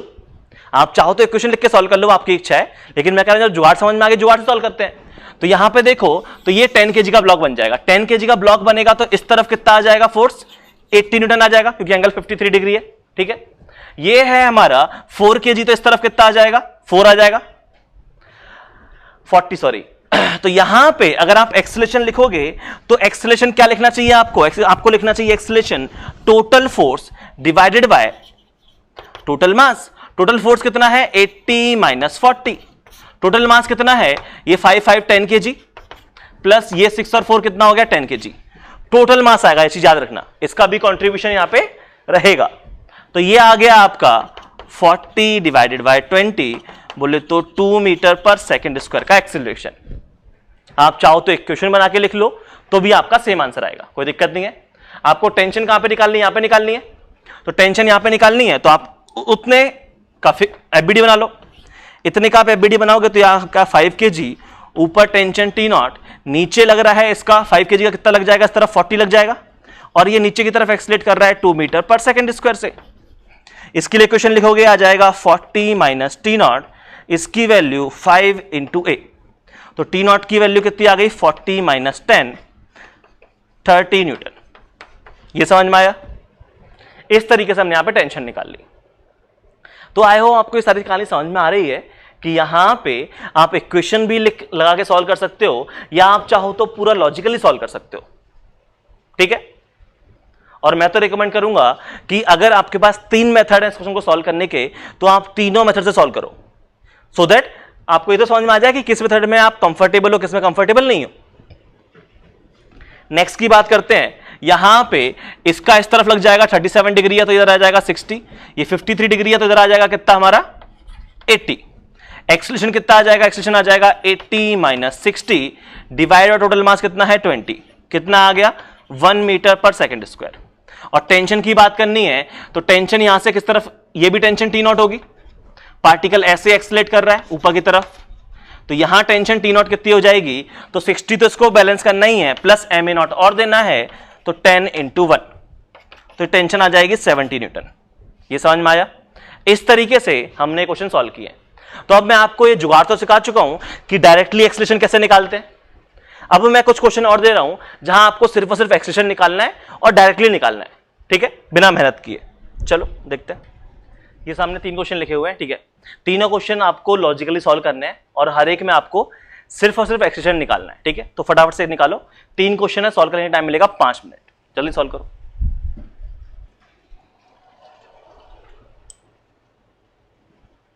चलो आई थिंक सॉल्व कर लिए होंगे।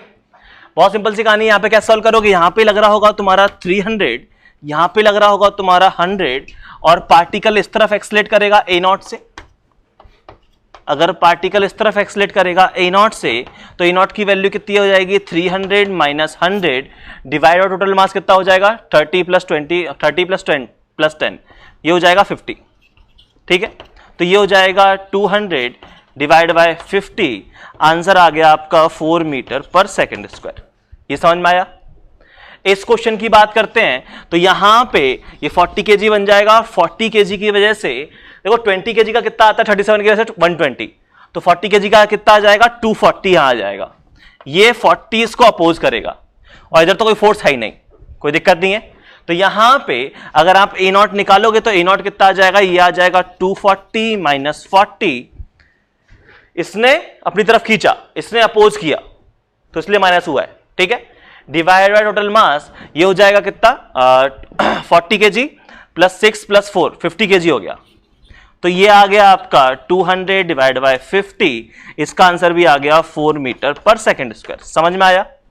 ऐसे अगले वाले क्वेश्चन की बात करते हैं तो यहां पे इसकी वजह से आ जाएगा इधर 80, इसकी वजह से आ जाएगा इधर 80, तो अगर मैं एक्सीलरेशन निकालने जाऊं तो ये हो जाएगा 80 minus 80 divided by total mass 20, कितना आंसर आ गया 0।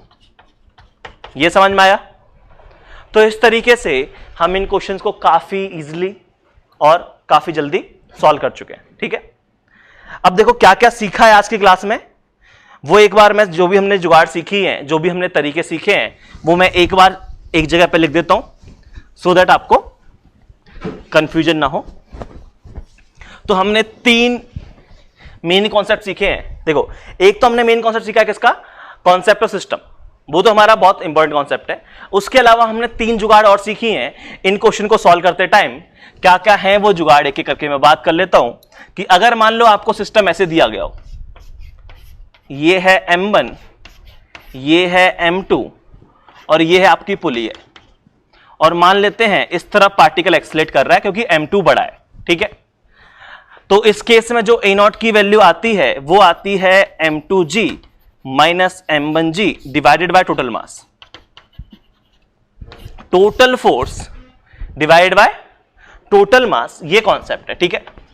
इसके बाद फिर हमने नेक्स्ट कॉन्सेप्ट की बात की कि हो सकता है आपको ऐसे कुछ दे दिया हो कि आपको इंक्लाइन प्लेन पे यहां पे मासेस रख के दे दिए हो कि ये हो m1, ठीक है, ये पुली है, और ये हो मास m2, और ये एंगल अल्फा और ये एंगल बीटा हो।